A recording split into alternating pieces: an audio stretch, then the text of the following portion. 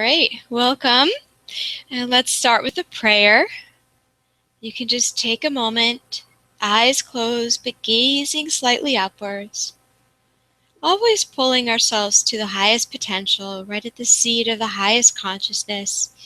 And as you rise upwards through that point, imagine that God is reaching downwards towards you.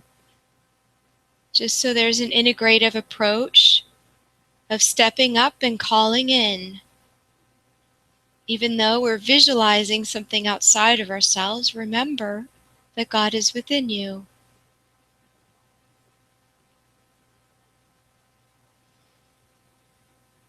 And when you're done with your silent prayer, bring your hands back on your lap, palms turned upwards. And we want to make sure that we're sitting up nice and straight. And if you're in a chair, it's nice if it has a straight back, or if you just sit a little bit forward on the chair so that your back can be upright perfectly. And your shoulders relaxed and heart open. Palms turned upwards, and you want to place them at the junction between the legs and the abdomen. If that doesn't feel comfortable, you can slide your hands down your leg, but that helps keep the chest open. The shoulder blades drawn slightly down the back and together. And the chest should be held high, not sunken, so that there's no forward swoop. And then the stomach and the abdomen should be relaxed and not held in. So that the breath can flow nice and deeply in your stomach. So we have just pulled Arjuna's bow taut to sit here for meditation. And then allow your breath to flow. You can inhale for 5 counts, hold the breath for 5 counts, and exhale for 5 counts. You can do that maybe 4 or 5 times and then practice the Hong Sa technique, silently saying Hong while you inhale and Sa while you exhale. Inhale Hong and exhale Sa. And let's meditate for about the next 10 minutes.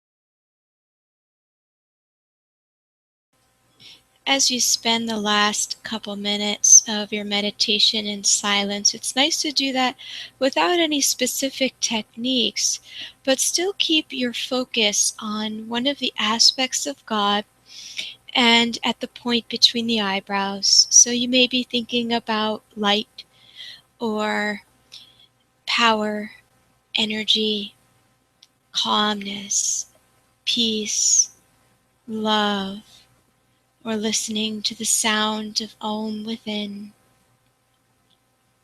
or wisdom, asking God for the highest wisdom to be revealed to you. Always focusing on uplifting into our highest potential.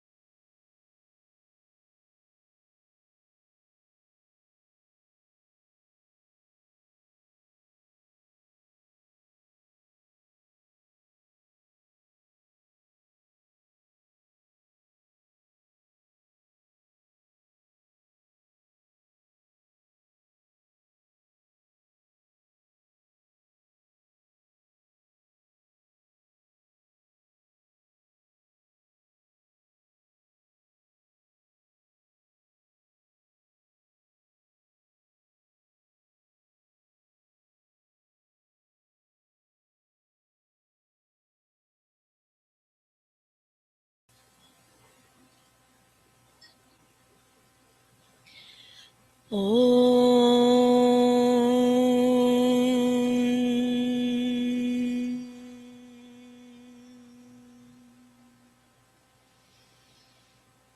Slowly open your eyes.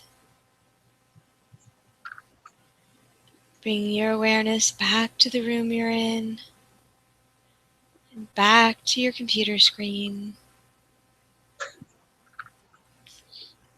Back to our virtual world. Back to the material plane. Yes. So, Jim, would you like to tell me about how the homework went for you? Homework went very nicely. It really wasn't until after the other night when I looked more at the structure of the Hawaiian format, the prayer. Mm-hmm. And actually, I'd been using something similar to that for many years. So the one thing that I incorporated from that was the forgiveness aspect. Mm-hmm. And almost daily, there are at least two people that come into my mind that I send love to and pray for their highest good, Mm-hmm. and that the will of God be done in their lives. But then this week I incorporated the forgiveness aspect as well. Mm-hmm. And there was sort of a different feeling there for me as I did that. More of a the feeling's hard to describe, to put into words. Perhaps more peace, perhaps more tranquility and serenity Mm-hmm. as I was doing that. But I think that's something that I'll incorporate from here on out, because, as I say, I do this daily with certain people that come into my mind. I've been doing it for years, but I do like the forgiveness aspect. And that's actually very similar also to last week we talked about A Course in Miracles. Mm-hmm. And A Course in Miracles is very, very, very big on forgiveness. So it's Yeah. nice to see how the different traditions have so many similarities and parallels. So thank you for that. That was a good assignment. Oh, good. Good. I'm gonna Yash just wrote to me, so I'm gonna try to send him the link again. We gotta figure out how to get him in here nice and smoothly. The link worked that you had set up on Facebook, so. Yeah, I don't know why it's not quite working for him, because he responded to the invitation.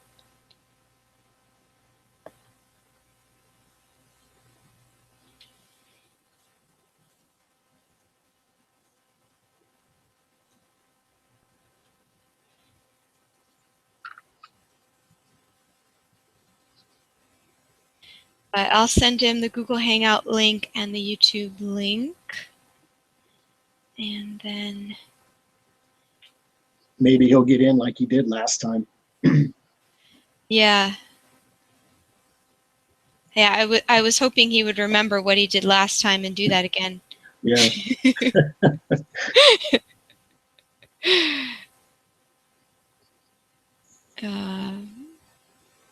Okay, well, let's keep talking, and we'll see if he gets in here. Okay, so I have this open so he can write if he needs to. I don't have anything necessarily special to say about my experience with this, because this was my second week working with this exercise of just trying to love, everything in others and everything in myself, and I'm doing it with objects and every little thing that comes up, just using that as a reminder. And really, the passages that we're going to read continue to discuss that. But it just hit me that if you really want full self-realization, you have to see how everything around you is a manifestation of yourself, and you have to love it. When you don't love other people and when you do things that hurt them, you're hurting yourself. Not just because there's a karmic return, but because they're you. Because ultimately we're all one. And so in order to realize that oneness, we have to go there. And, I was thinking about it again in dance class, that I had earlier today. And it feels a little bit competitive at the studio. We have some people who are professional dancers there. And I think some of them really want, not all of them, but some of them really want the other students to be at that same level. And I'm not right now, because I haven't had that type level of training for, over 10 years. And so it'll take some time to get there. And then there's another piece where some dancers get competitive because we think there's not enough room for everything. And so we have to compare, one has to be better than the other in order so that there can be enough place for them. And that's another delusion that we need to get over. And it's really just that idea of separatism, of seeing differences between people. And so I don't know, it's a great practice to continue to work in. Let's see if Yash is in, because I see another viewer in our Hangout. So it's a great practice to work with. Yeah, it really is. I mean, it's a daily practice, Yeah. it's, and actually both forms, Swami Kriyananda's form as well, that's a beautiful form, as well. So it's very practical, very pragmatic, very doable every day. So it's a beautiful assignment. Okay.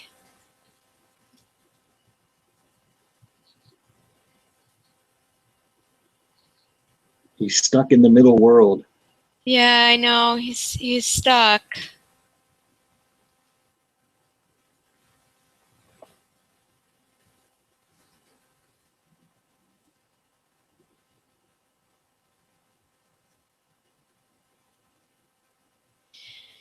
Maybe when I'm back in town, I'll have him sit with his computer in front of me and see if I can do play-by-play and help him.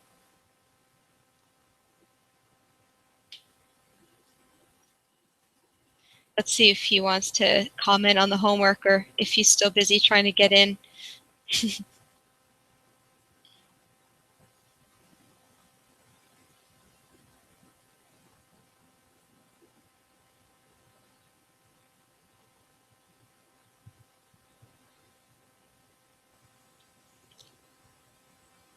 So maybe I'll say whatever he writes in a moment.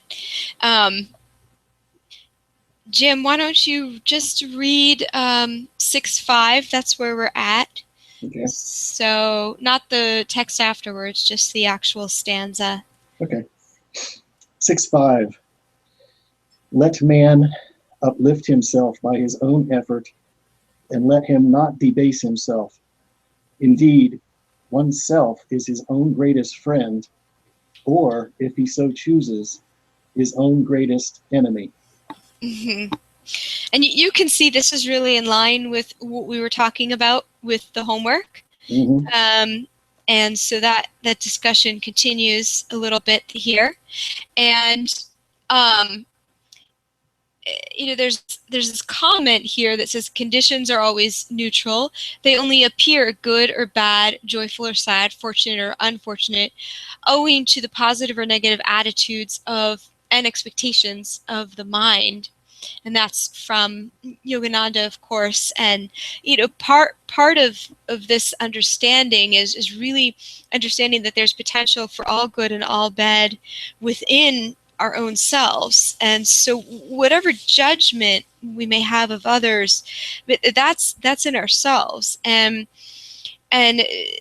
there's this understanding too of what's really good, what's really bad. As I step out into the world a little bit more right now, I'm sort of seeing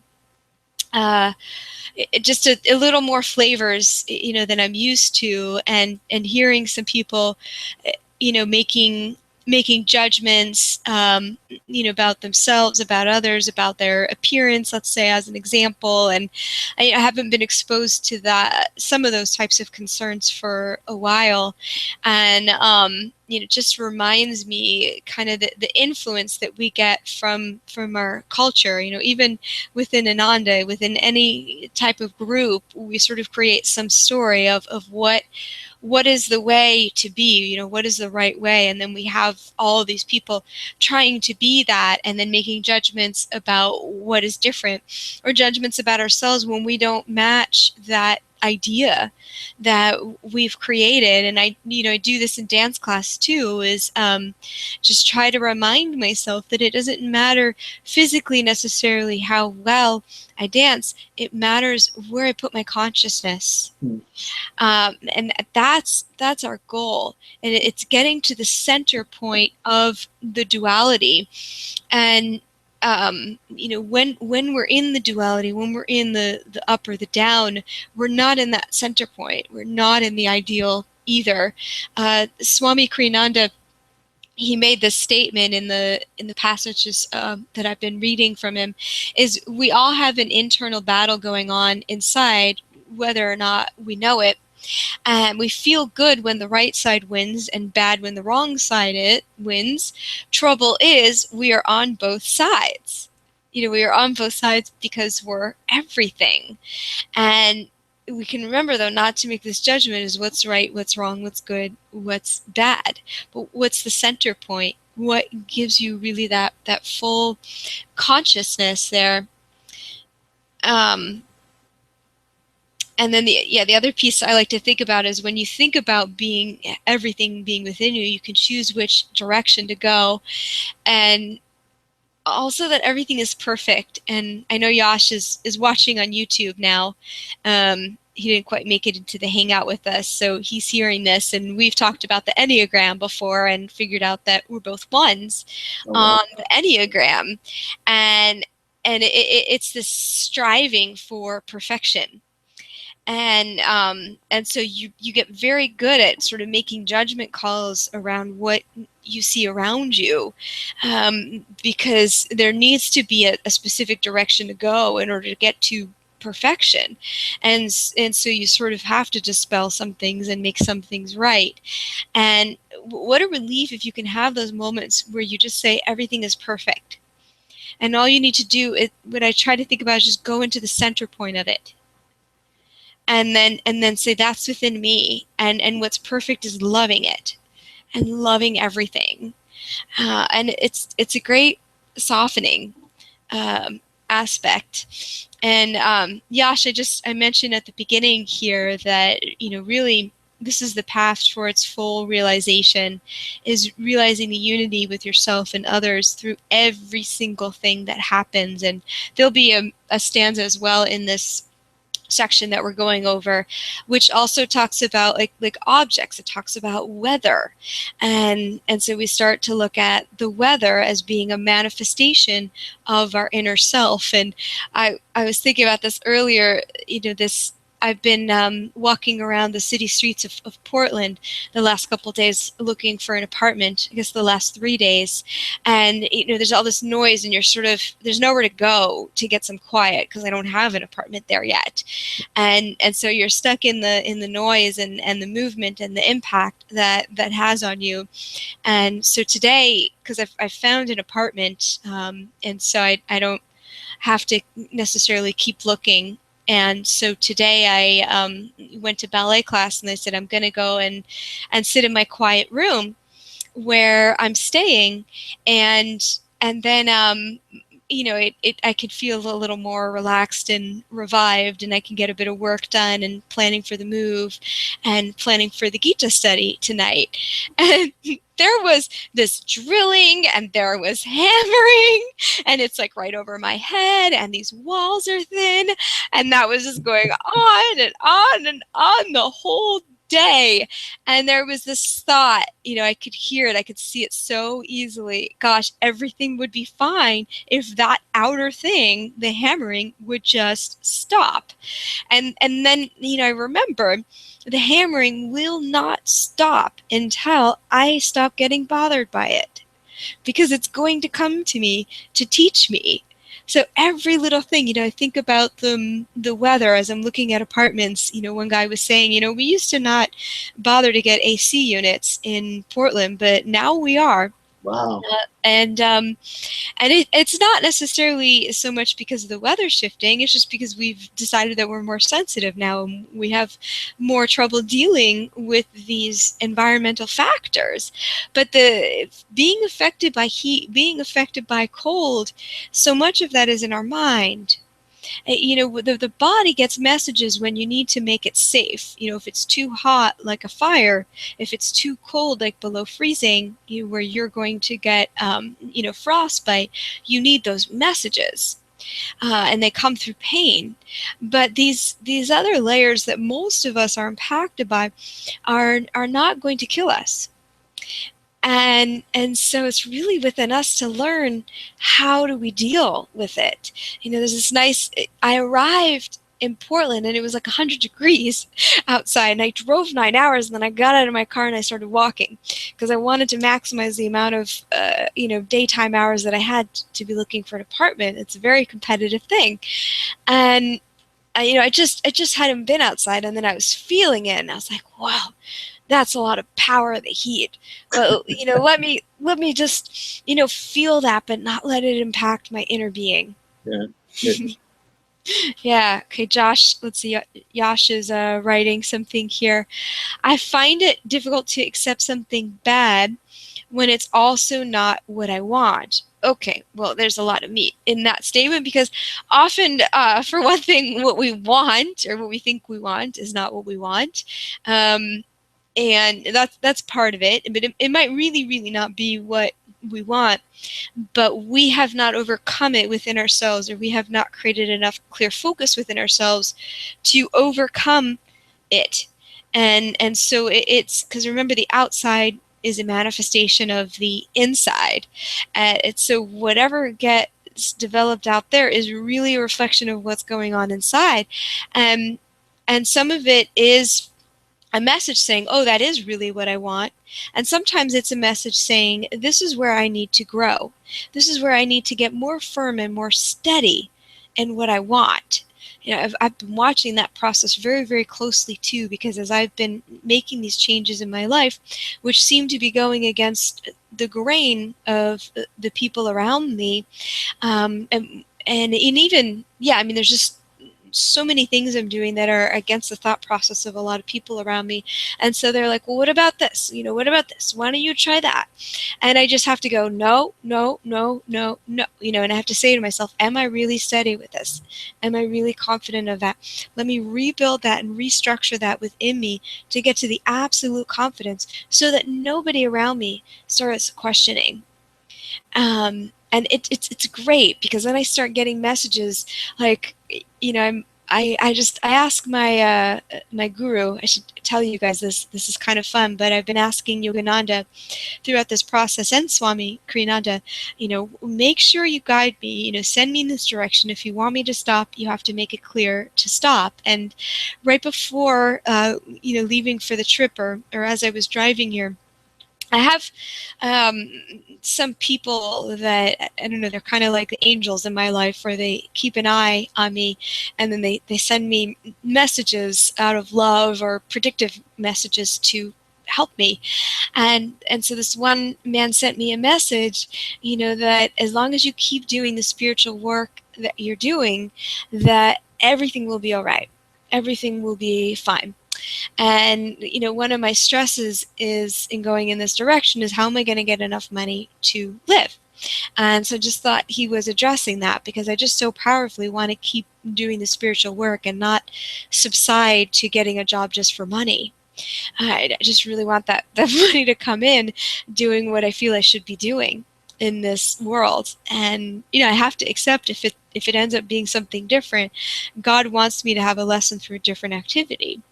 Then what I'm thinking. It's we plan and then God laughs. So we have to be open-minded in the process. But anyways, that was one message. And then I'm walking down the streets, and I'm in the city, and it's so hard to be in the city, in contrast from what I've been having in general in Ananda Village. It's different when you're traveling somewhere than when you're looking to move somewhere. You're going to be in that all the time, and it's so different than what you're used to, and just the high vibrations that are at Ananda. And this man, he walked by me, and then he turned around and he said to me, keep doing what you're doing, because everything you're doing is right. He said it like it was like a rap song or something. But I said, okay, I'll take that message. And then I was seeing these apartments, and some of the things that are going on in some of the apartments are so different vibrationally, or just a different activity than what I'm used to being around. And so I put it back again, Master, you want me to live in this building with this going on there? And it's, I don't know. But the next day, the first place that I went to, first it's a nice building, and just being in a nice place is good, because you get a nice vibration there. And I walked over to the area, and it was like everything quieted down. All this noise that was around me. I've been looking in the Pearl District, which is just a happening area. It's really fun and very trendy and modern. And then I've been looking, between there towards this street called 23rd, which is a really popular street, older. Some buildings are new, old buildings are redone, but classically, it's older buildings. It has more of that Victorian, maybe style, early 1900s. There's these original Lewis and Clark homes, and there's a few modern buildings that pop up in there. Those are usually the ones I go for. But when you get to some of those areas, you've got two freeways sort of coupled, nestled around that area. So you hear the freeway noise. And do I want this all the time? It's kind of fun to just go by it and feel all that energy flow, but all the time, when you open your window and you sit on your deck, all the time you're going to hear the loud freeway, and it's a bridge above ground, and so the sound travels really easily. So I walked to this neighborhood, and it's a very nice neighborhood, and it's quiet. It's just homes. It doesn't have the restaurants right there or the shops right there. You do have to walk at least a couple blocks. That's really not a lot, but there's small blocks here. And then I go in, And the man is asking me where the property manager, he's asking me where I currently live. And most people, I avoid saying exactly where because they've never heard of Nevada City. But it's something about him, like when I said Northern California, he's like, where? And so I told him the city name, and he said, well, I used to live in Auburn. Nevada City is a great city, and there's Ananda there. I mean, it's the second thing that he says about it, of all things that you could say about Nevada City. And I told him, well, I live there. I live at Ananda.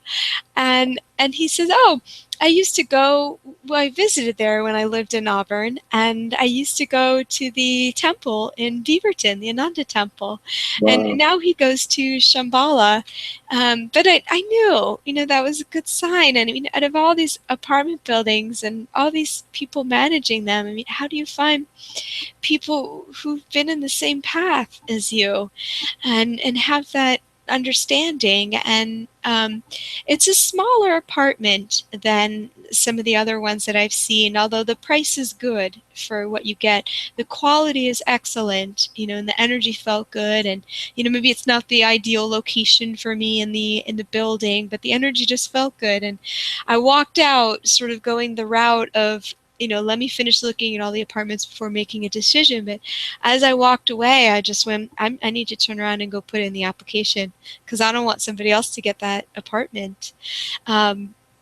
So it's just giving you that example, though, of how the outer world can start to manifest the inner world as we get clearer and clearer, as we continue to ask God to lead us in the right direction. And this isn't the first sort of idea that I was trying to manifest in terms of how to live here. So not everything has come together, and I'm still waiting on the application to go through. So we'll see if it all comes together. But we can get redirected sometimes, and we kind of have to figure out where do we plant our foot more firmly in the sand, and where do we shift with what's trying to happen. So does that help you, Yash? I know that was a lot of commentary to your comment.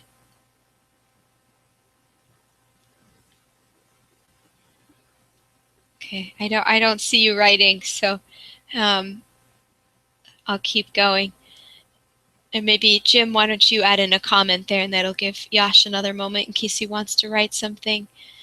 Well, I just think that from what it sounds like, the word surrender came to mind, and you are definitely in a process of surrendering to God's will. And I think those three signs are just really fascinating. It seems to be very clear that your path and your steps are being directed here, and that you're very open and receptive to whatever they feel is best for you. So those I've had similar signs in the past when it comes to relocations and things like that. So I'm sort of sitting here laughing at some of your tales that you recounted, because it brings back memories of some of my moves and some of the signs that appeared that were very similar to yours. So, but I think the main thing is just to be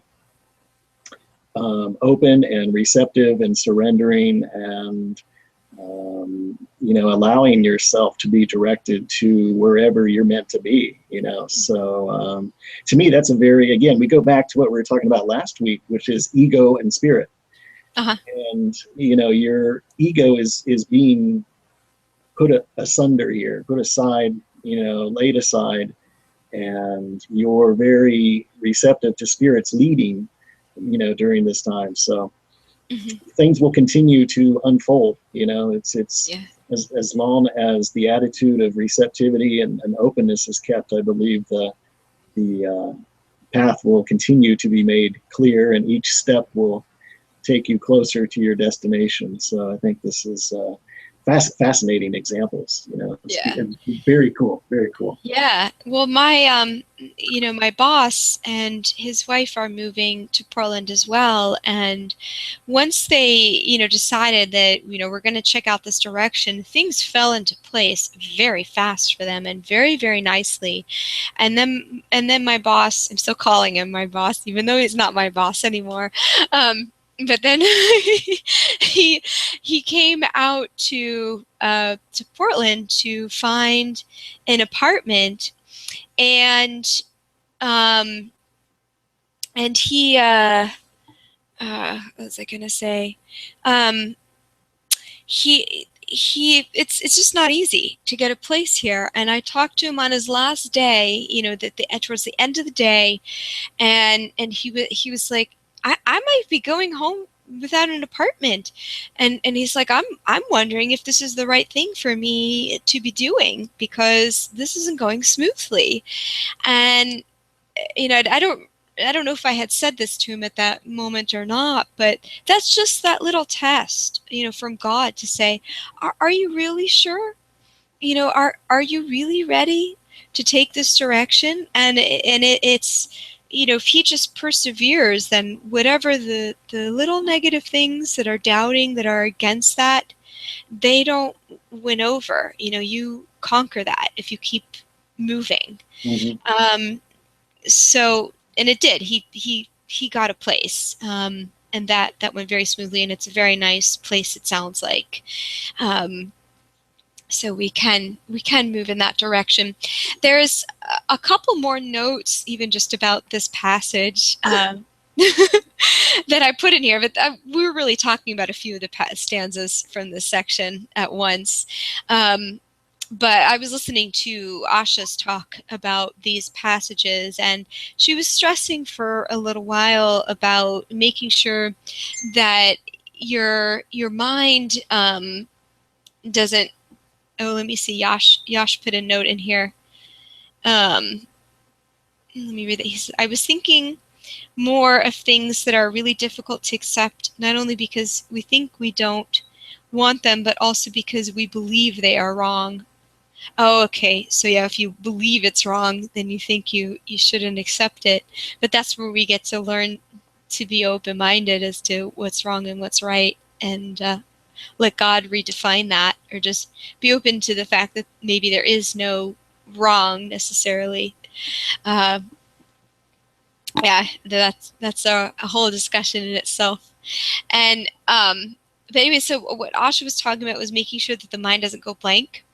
And in meditation, and I think this was important to bring up, just to clarify, is there's that time in meditation where after we do the techniques, that in a sense we want to sit there with a blank mind, but we don't want to be blank, because we don't want to be where we are, and we don't want to be absent. We want to be consciously raising our energy still. And that's why I guided that briefly at the end of the meditation that we were doing at the beginning, which is continually think about what helps us transcend ourselves and our current thoughts, and keep leading ourselves in that direction. And so one of the ways to do that is to think of one of the 8 aspects of God, and just simply looking at the point between the eyebrows also continues to help us to raise our energy and raise our vibration to that highest potential. And I think the next verse also sort of goes into explaining a little bit more about Yasha's question. Mm-hmm. So whenever you want to move on to the next verse, I think that one might be very helpful in this whole discussion we're having as well. Yeah. Let's see, there's a couple more comments I'll make on this section. And we'll see. Yash, you can call my cell phone if you want to actually use your voice and add to the conversation, because I don't have Janet on the phone. And I just sent you the phone number. But one other point that it makes here is that when we bring things back to ourselves, is that it debases itself, and it sort of becomes downward or more contractive. And there was just an example that Asha was taking a walk with Swami, and he looked at something that he was part of creating, and he just, was like, I created that. And he knew that as soon as he said that, he contracted the experience down to himself. It made it a lot smaller, whereas everything else, if you're in just a flow, a channel for God, and letting these things happen through you, it can be bigger than yourself. There can be more going on than just yourself. And if you just talk about it in terms of yourself, it becomes smaller again. And I think that's really important to remember on the spiritual path, that whatever work we're doing on ourselves is really not just for ourselves. Yeah, because I had another thought tonight, because a lot of people have been, writing to me and kind of asking me to send out prayers or healing messages for different people, and really, when that happens, if you again look at everything being a reflection of yourself, it's because the piece of that exists within you. And if you heal that within yourself, you help heal it within someone else. And I was just thinking about how gurus, and Swami Kriyananda, people that are like saints or nearly saints, their work is so based on praying for and helping other people, because that takes the final steps out of them that need to be taken out. And they have enough understanding and attunement with this idea of unity to have the readiness for that much to come to them, and to be doing that much work to finally get through all these last pieces. I think about, I'm on the healing prayer list, and so every month I get 3 people, and I get their issues, and besides that, there's all the people I know in my life to be praying for, and it's like, whatever the issue is, the cancer, the high blood pressure, the anxiety, the trying to commit suicide, I mean, all these extreme things, and it's like there's pieces of all that within me, and I'm being asked to help them also, because that's what gets me to realization, and getting myself to realization gets them to realization. It's really a roundabout effect there. Helping others helps yourself. Yeah. Very good. And then, and I already made this comment, so we can skip that one. Okay, so Jim, why don't you read 6:6? Yeah, just read the stanza. Okay. And what I'd like to do is read 2 versions of it, because this is what I meant a little bit earlier when I said I had to work for this one tonight. So I actually looked at more of the Sanskrit. So I'm going to read the book definition, or the book first, and then I'll read the second version. Okay. Which is a more literal translation. Yeah. Okay. Well, let me see if this is Yash calling. Okay. Hello? Is this Yash? Okay. Good. Glad to have you on here. I'm realizing that I am out of sync with you because I'm still watching and listening to you. Oh, you're not in the perfect timing, huh? I guess not. Okay. Yeah, there's a little bit of a delay. Well, if you want, I can just make the sound available to you, and then you can not watch the YouTube. It looks like we're at least a few minutes off. So let me, I guess I'll just continue on with YouTube, and I'll just message if I haven't listened to it. You would rather do that than just hear it through the phone? Okay, so I guess we're in sync now. Okay, so I'll just ignore the... Oh, I can hear myself laughing. See, this is where we learn that time is an illusion. So a little bit delay here. Okay, so I'm going to take, okay, Jim, talk for a moment. Okay. I'll just go ahead and read 6:6. Is that okay? Yeah, well, let me just see. Yash, can you hear him? I'm making it a little louder. Okay, I just made him louder. Okay. You ready? Mm-hmm. Okay. 6:6. For him whose lower egoic self has been conquered by the higher soul or self, that self is the friend of his lower self. The true self, however, is not friendly to the false self and is in many ways its enemy. Now that's the book version. Mm-hmm. Now here's more of a literal translation from the Sanskrit, which I thought was very interesting. Mm-hmm. For the being who has conquered the mind, that being's mind is the best of friends. But for one whose mind is uncontrolled, that very mind acts as the worst of enemies. So what Yeah, they're slightly basically, different. yeah, what basically is going on here is that what Swami translates as self, the actual word in Sanskrit is Atma, A-T-M-A. Mm-hmm. And most of the time that does translate to either soul or, as Swami translated here, self. Mm-hmm. But in this particular context, in this particular passage, that word is translated as mind. Mm-hmm. So again, for the being who has conquered the mind, that being's mind is the best of friends. But for one whose mind is uncontrolled, and this will get right into 6, 7, 8, and 9, Mm-hmm. that very mind acts as the worst of enemies. So I think going back to Yasha's example, the mind here can go in two different directions. And I like here in this passage how they say that one direction is more of a friend and treats you more like a friend, whereas the other direction will treat you more as an enemy. You're going down the enemy's path, or the enemy's knocking on the enemy's door. Mm-hmm. And I think this is very perceptive. And what I like about Swami Kriyananda's passage is his commentary, which follows. Yeah. But I think this is something, again, that both you and Yash has alluded to tonight. Which way is our mind going?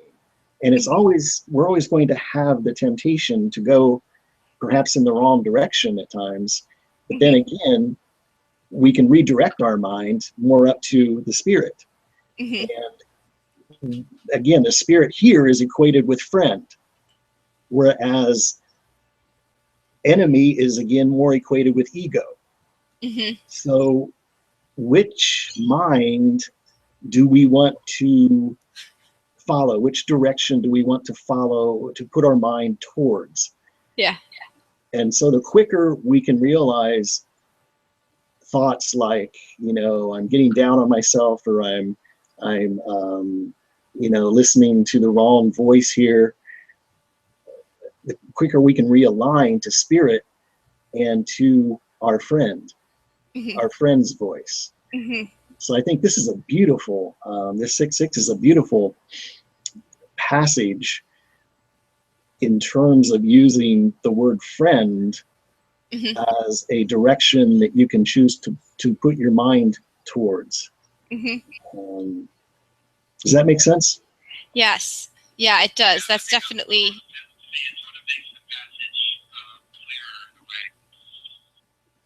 Yeah, do you want to say some more about that, Yash? Well, when I called in, you were saying something that I wanted to comment on, which I think also relates to this, and that has to do with selfishness versus selflessness. Mm-hmm. And that sometimes it's difficult to know. I mean, I think it's important to treat our body as a temple and be good to ourselves. And we need to take care of ourselves so that we can continue to function in a positive way. Mm-hmm. But then we also need to balance that with the ego's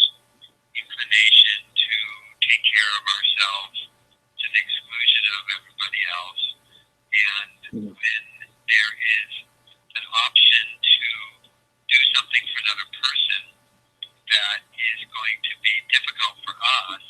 It's going to take away some of our, use up some of our life energy. Mm-hmm. Sometimes it's difficult to know what is the right balance Mm-hmm. between.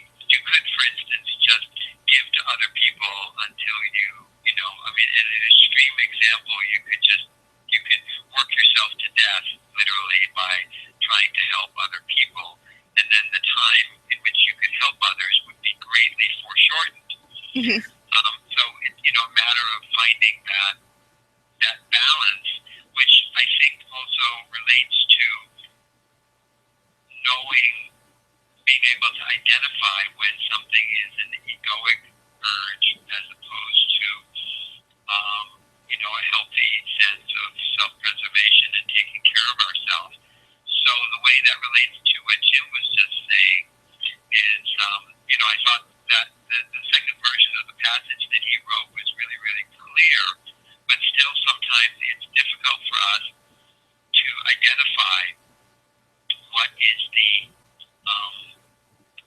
healthy mind or the developed mind Mm-hmm. versus the egoic mind. And so the challenge still persists.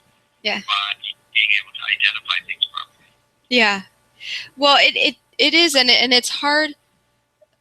What is it in watching your response? Because you'd want to pick the response that makes you feel better inside, but sometimes the one that makes you feel worse is your ego fighting back against something, and instead of accepting a truth there, and so because the ego is being asked to give up something that it wants to hold on to, this thing feels bad. But it's one of the, I think, the greatest saviors is just to always ask yourself, to ask God to keep leading me in the right direction. And because that was the other thing I've been saying this week, and taking this to the next layer, is let me not judge what direction I need to change myself. Let me just keep trying to do my best and asking God to direct me. Let me make my job be to love myself and love others, and love the things that bother me about other people, love that in them and love that in myself.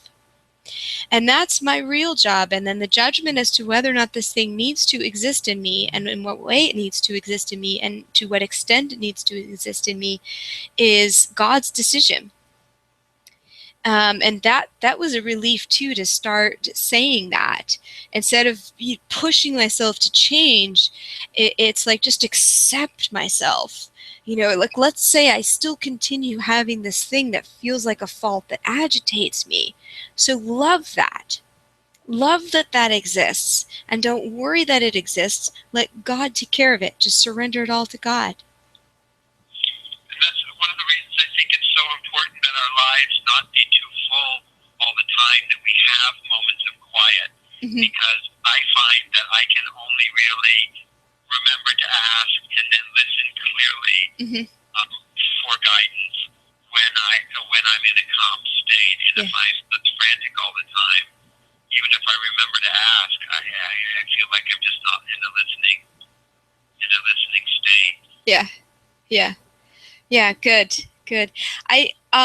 I want to add this, because I think one of the other points that really comes out of this passage is that sometimes our higher self feels like an enemy to our lower self, because it's asking our ego to let go of something. And the point the passage makes here is that when a guru knows that somebody is ready for change, he can be really, really hard on them in order to help them make the change. And so that person can feel like, the guru's never nice to me. But there has to be a difference. I remember this girl was kind of lashing out at me, And it just felt awful inside. And then this other gal who worked very closely with Swami Kriyananda said, Swami's always on top of me. And I thought about it though, and and I remembered though, when I had an experience where Swami was on top of me, I had no negative response to that because I knew it was coming from love.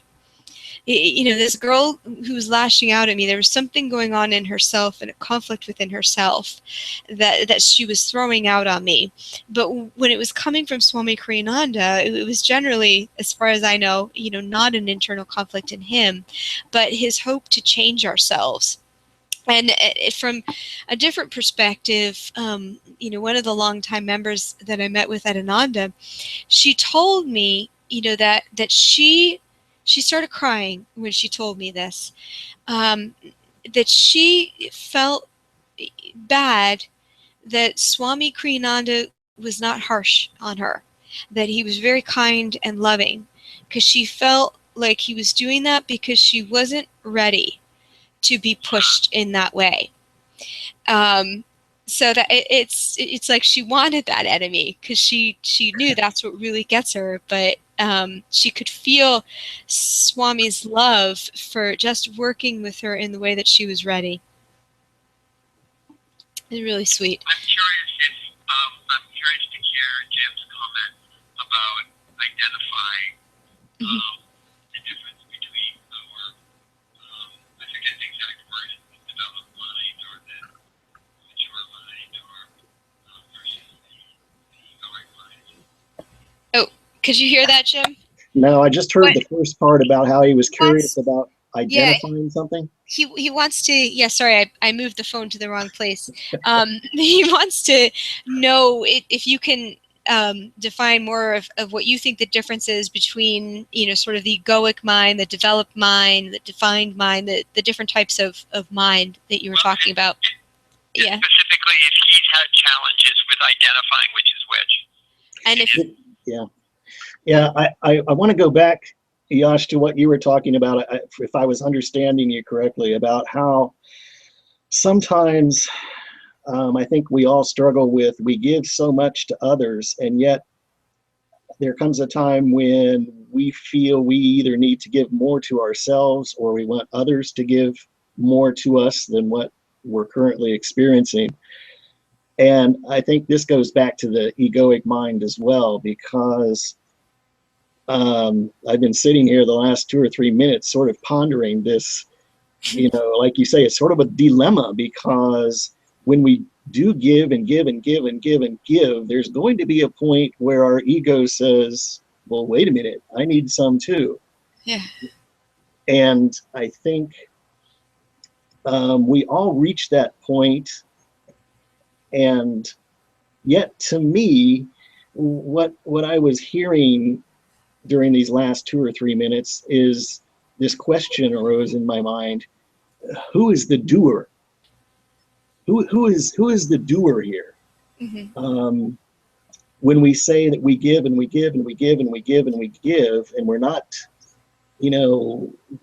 getting much in return, it helps me when I'm in that point to think, well, wait a minute, I'm not the doer. I'm the channel for, spirit working through me here.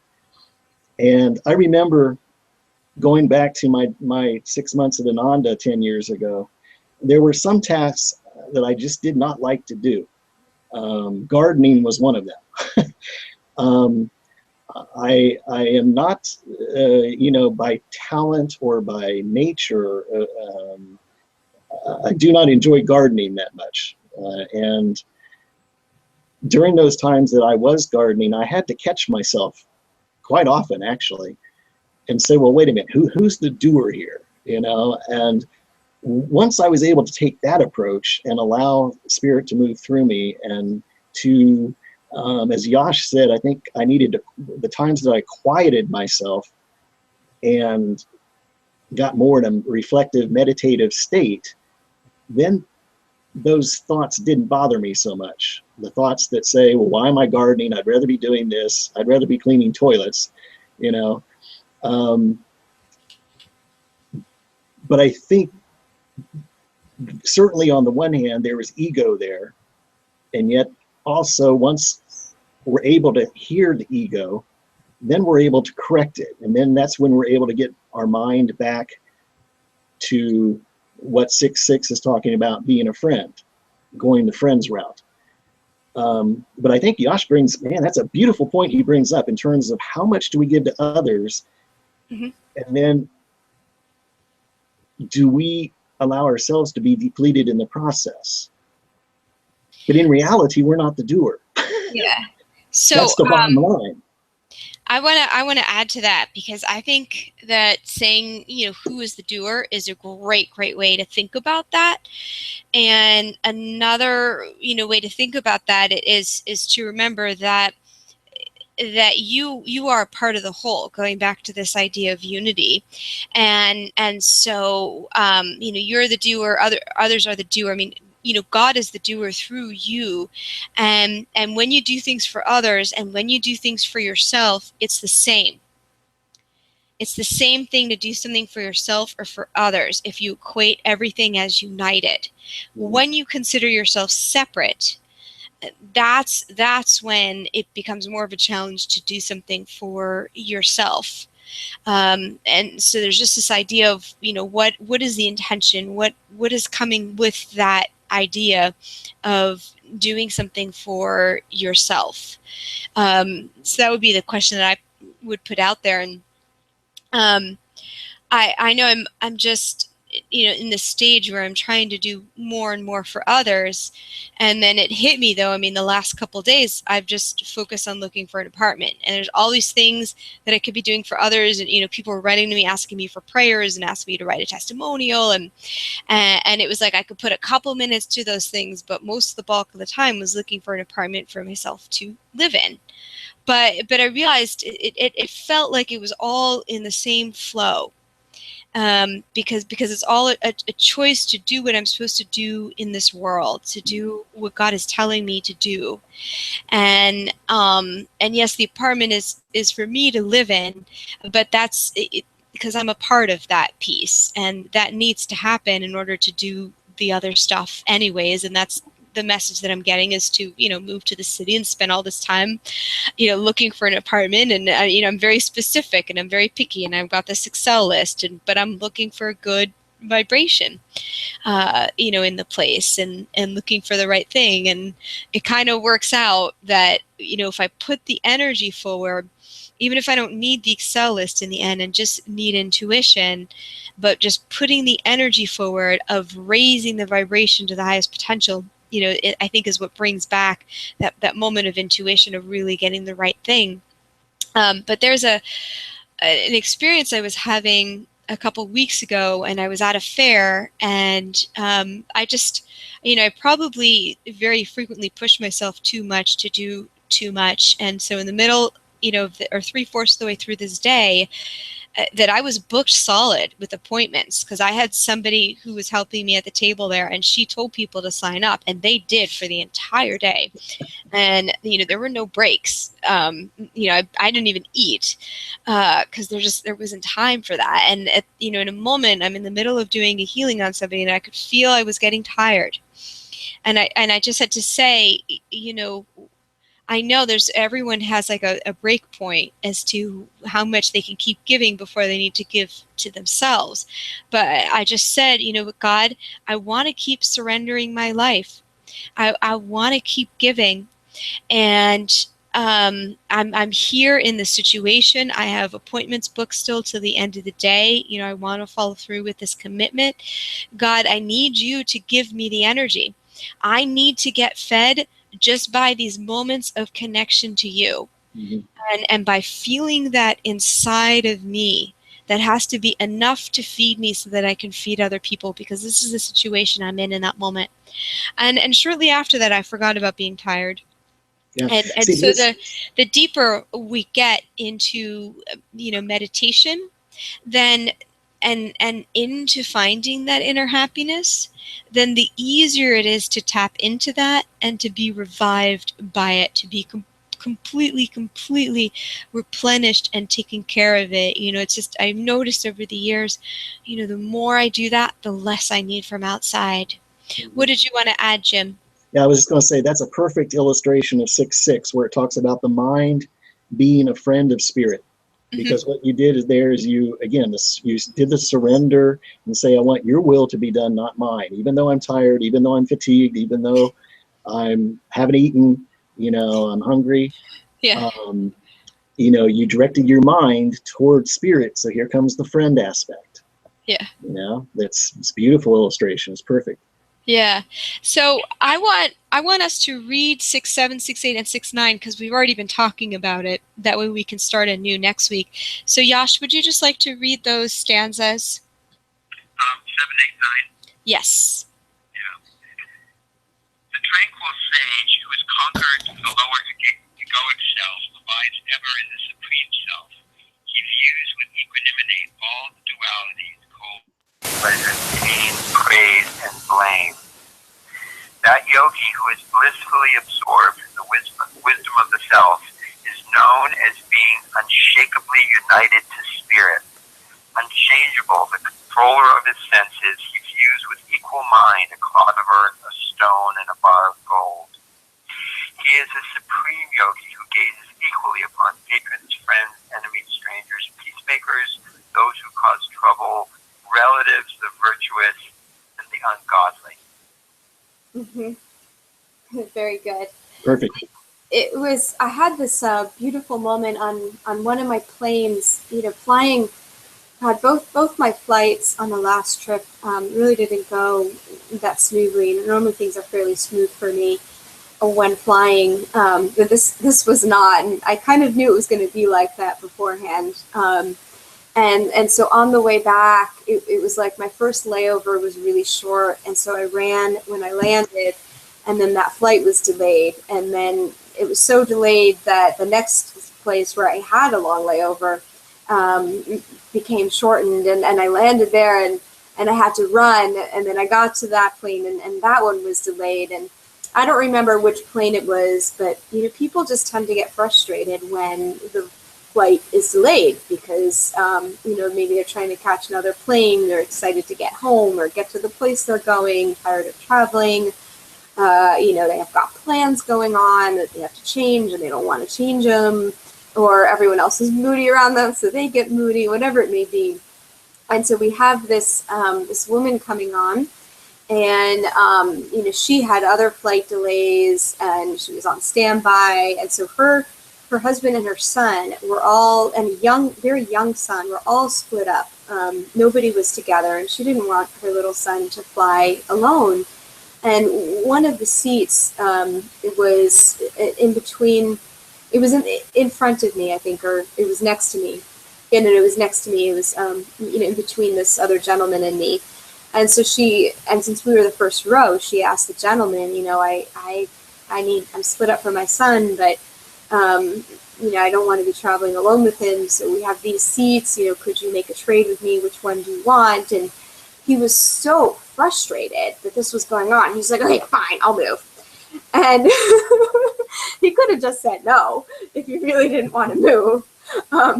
And so he moved, and then he had left his water bottle behind, and I ended up moving into his seat because I knew I was going to have to run off the plane, and so I wanted to be in the aisle seat to get off a little sooner, feeling this mom and son would take a while to get off the plane.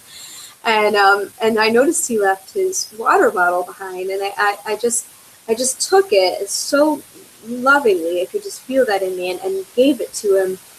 And you could just see this moment where he accepted my love, and it changed the situation for him. But I walked away, and then I realized what had happened, because normally our response to somebody who puts out a negative energy like he did is to return that.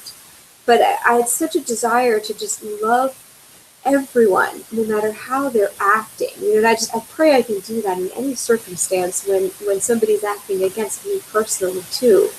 That my desire to love is greater than my desire to direct somebody, or to redirect them if they're not heading in what seems to be a good, here we go judging, a good direction. But it's really God's judgment. Our job is to love everyone. Perfect. So what would you like the homework to be? Maybe it should be something about focusing on how we can stay connected to spirit when we're faced with difficult decisions of what to do or how to act. Okay. And what would be the specific things you could do to stay connected with spirit in those moments, once you recognize you're in one of those moments? I thought maybe the homework should be figuring that out. Okay. Let's do it. Perfect. Do you think that sounds good? Like, let's try to come up with at least 2 or 3 ways that we're able to connect with spirit and accept guidance when we're faced with difficult decisions of what to do or how to act. Okay. Yeah, I like that. That's good. All right. Let's do it.